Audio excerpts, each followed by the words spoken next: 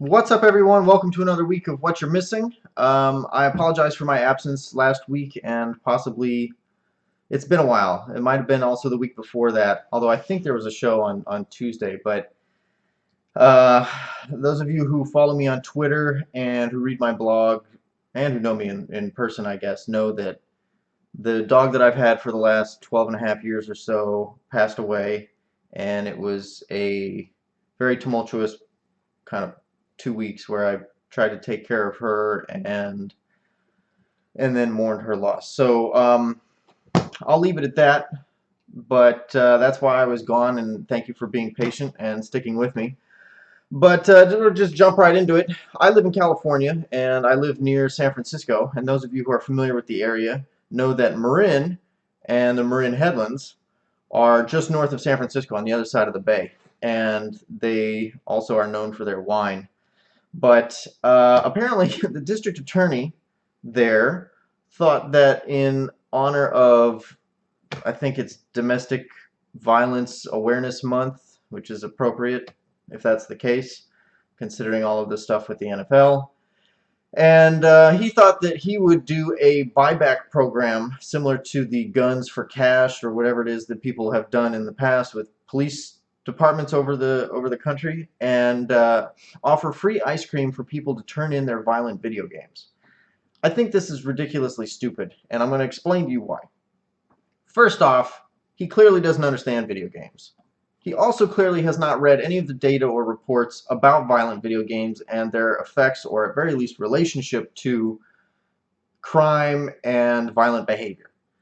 Thirdly, I think it sends the very wrong message that basically that knowledge would have given him, which is to say that video games cause violence and they cause violent behavior. And I got to apologize. Ella stayed in most of the day, so she's yeah, you're a good girl. So she's gonna have a lot of energy and she's gonna be moving around in the background. It's gonna be distracting, but I'm gonna push through. So bear with me. But yeah, so it sends the message that video games, especially violent ones, promote that kind of behavior, and it couldn't be more, or it couldn't be further from the truth. Ow. And yeah, so what really puts the icing on this shitty cake is the fact that he tries then to connect it to domestic violence and say that, you know, in the same way that domestic violence happens in front of children and children then base their behavior off of what they see, that children will also base their behavior off of what they see in these video games. And so overall, I think it's very ignorant, and hopefully none of you turned in your video games for a free thing of ice cream, because if for no other reason, video games are far more expensive than ice cream, and fuck that. Secondly, there's a show called Math Club that is being made by a gentleman with some teenage girls who are trying to, and I think this is far better goal, trying to make being smart cool again. And not just smart, but like being able to learn and use math in the real world. I know a lot of people hate math, a lot of people are scared of math, and they think that there's nothing that they will do in life that will require them to use algebra. And they couldn't also be further from the truth. So yeah, the girls there are trying to combat the message, especially to other girls, that being smart and being good at math are definitely not going to make you popular, and if anything, they will move you towards the other end of the spectrum. So good for them. Look for the Math Club and show support if you have an opportunity to do so. On the other side of that spectrum, instead of positive things, Walmart and Sam's Club apparently have this thing where you can go in and you can scan your face, and then through the use of a 3D printer have it printed on a Marvel hero figurine. Now, this sounds great at first blush, but when you realize that the only two heroes that you're able to do that with are Iron Man and Captain America, some of you may be realizing that there are no female heroes possible to do that. And what's even worse is that standing right next to this box in this 3D printer where you can do this. And they're not saying women can't put their faces on these figurines, but there's no female figurine. So you're putting, as a woman, you're putting your face on Captain America, who is, let's be honest, a very masculine man.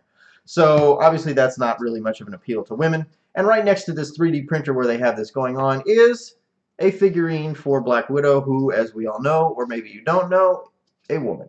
So that's disappointing. And this is just another example of how men being in charge and the effects of the sort of overarching view that our patriarchal society has, that women are not worth considering, and or that their value is somehow less than a human being. This is how it falls out, in that men make these decisions, and or even women suckered into the whole system and don't realize that they're completely overlooking half of their demographic. Almost half of the people that ran out and saw the Guardians of the Galaxy, a Marvel hero movie, with strong female heroes, I might add, were women.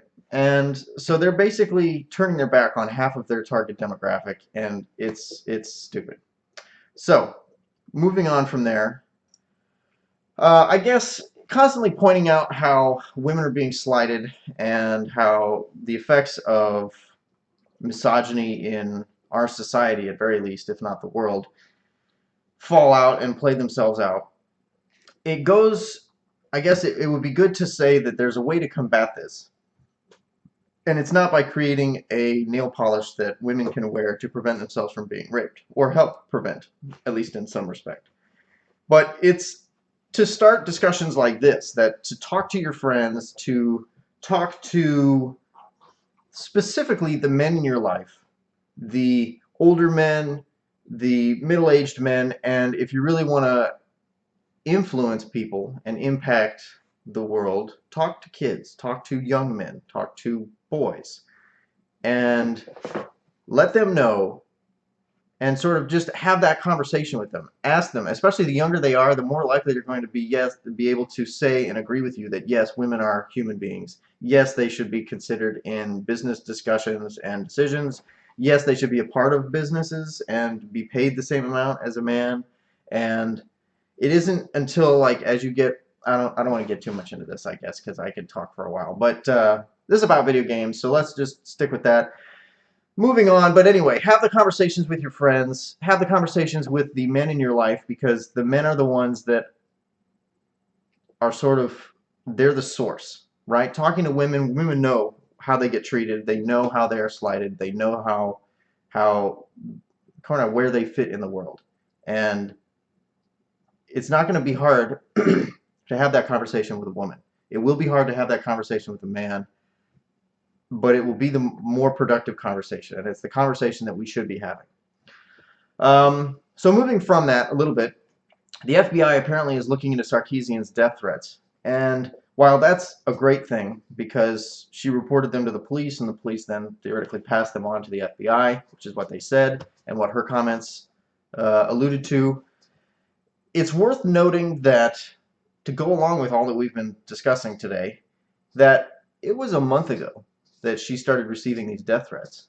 A month ago. If somebody was threatening your life and you reported it to the officials and the police and whoever else, and it took them a month to really investigate it or start their investigation into it or cop to an investigation of it, that's a month where there are people in this world who have very publicly declared that they would like to kill you, and have been able to walk free and do whatever the fuck they feel like. So think about that and why that might be the case, and I'll leave you with that. But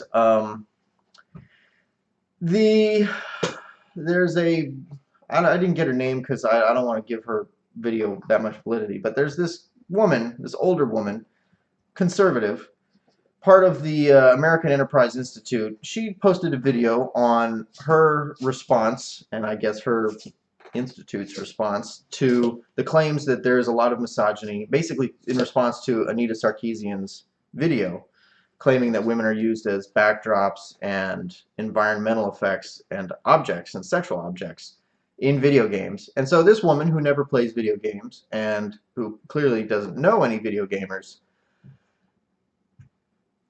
posted a video basically saying that concernocrats and these feminists are giving men too hard of a time, and that they're wrong, and that the hardcore gamer is a man, and so it's not they shouldn't be, that the video game companies shouldn't be slighted for catering to their demographic, right? That's just who they are, and that's what these guys want, and so there's nothing wrong with it in the games, which I'm so past. She's an idiot. You know it. I know it. Let's just move on. Lastly, or two things. So first, I'll start on something that's really worth reading. I don't want to sum it up here, but I'll give you a brief. I guess I'm going to sum it up. I'm not going to sum it up, but just so you know what you're looking for, there's an article on Polygon about gaming and mental illness and the role that stigma plays, and the role that we play in sort of reinforcing the stigma behind society's views on mental illness, and how they overlap with the views of, like, society's views of what a gamer is, and how those two things are related. And it looks at a lot of video games that sort of take an honest look at that. So go read it. I'm going to put the link down in the description. It's really a great read. It's worth your time. Check it out and let me know what you think. Lastly, on a positive note, a lot of games that we play involve sword fighting, because who doesn't like sword fighting? I know I do, and I don't really do it in real life, obviously, but those of you who would like to get into sword fighting in real life now have the opportunity to do so. Longsword fighting is coming back as a competitive sport, and people are straight up wearing armor, and it's becoming more and more recognized. There are articles about it. I'm finding them on Facebook, of all places. And you should go look it up, because it's pretty fucking cool. Not to mention that not to mention that the current reigning champion is a rather slight woman, and she beats men much larger than her. And I think that that's awesome, that there's a sport where men and women can compete against each other and be equally competitive. And yeah, so go check it out. If you like sword fighting, it's pretty cool that people are actually getting into this and doing this, and it's worth reading. So check it out. Thanks for tuning in. That's all I got for at least this week's news. I'll talk to you tomorrow about what I've been playing. I'm not going to tell you right now, because it would give it all away, and I don't want to give it away. If you know me, you know what I've been playing. But tune in tomorrow. Check it out. Hear me talk about it. And thanks for watching. Tell your friends. Have the discussions that we talked about. Subscribe, get your friends to subscribe, and if you want to talk about anything in person, or maybe on the blog or on Twitter, let me know, email me, and we'll get it done. So thanks a lot, and I will see you next week, or tomorrow. I'll see you tomorrow.